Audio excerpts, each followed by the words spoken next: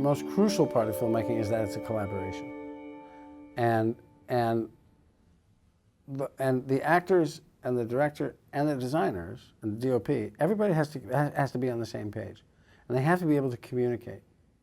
They have to be able to give feedback to one another, accept that feedback, throw out more feedback, so on and so forth. It has to be a give and take. You're constructing something, you're building towards something. But then, as you go through that process, you're tearing it down again. You're deconstructing it, building it back up again in a different way. You have to be prepared whenever you're going to make a movie to just throw anything and everything out of the window at any point during that process. That's your primary not obligation, but it's of absolute necessity that you be prepared to do that as a filmmaker. Don't be precious. And during that process, you find that things are always, the thing that you're trying to create is always changing, it's always in flux.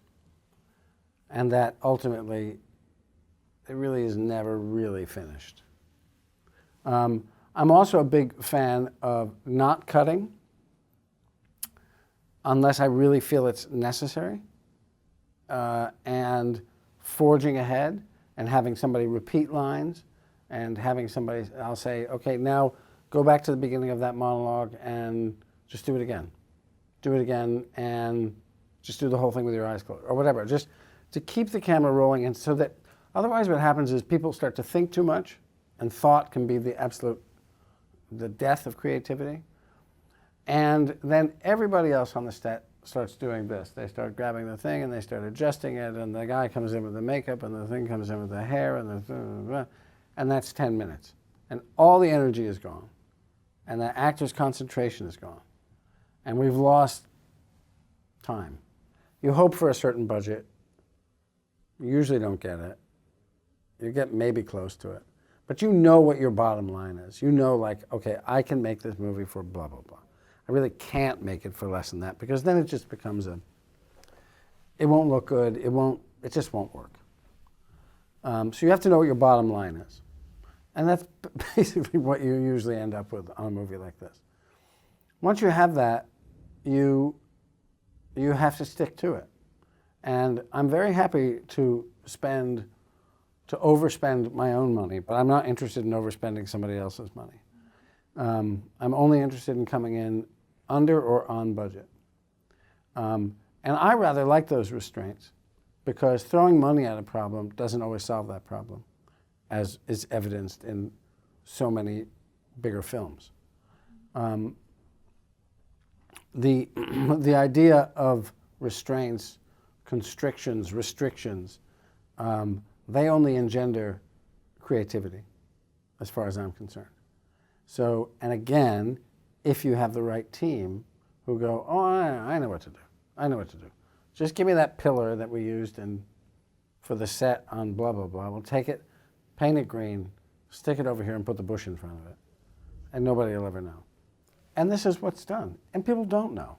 I mean, if you have really good people, they don't know. If you have really bad people, you can sort of go, oh, that's that same pillar painted green with the bush in front of it. But I think it's really just all about imagination. It's about imagination and creativity, finding somebody with whom to collaborate. Sometimes is necessary, sometimes you don't need it. Sometimes you think you need it, but you don't need it. Which is why you see a lot of times people will sort of pair up and then suddenly they end up, do a couple of projects, then they end up going their separate ways. Because they took something that they needed from each other at that time. And then once they sort of got it, they could go their own ways. I think if you look at the example of Picasso was like a thief, like a sponge, like a thief who was a sponge, like a sponge thief. Does that make any sense?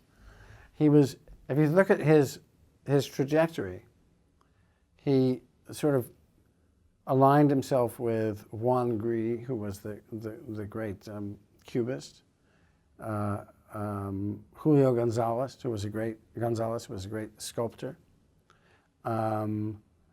He befriended all of these people and sort of took from them what he needed in order to do what he wanted to do and learn from them and then go from there. That's part of what you do when what you do when you're younger. But sometimes you don't.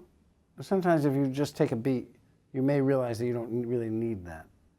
It's very rare to find a collaboration that lasts for longer than a couple, 3 projects, I think. It's very unusual.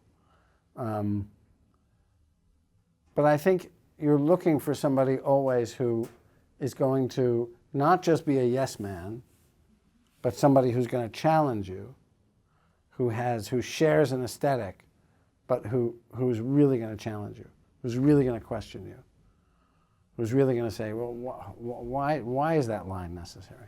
Why do you want that shot in there? What does that shot mean? And you have to be able to do that to that person too.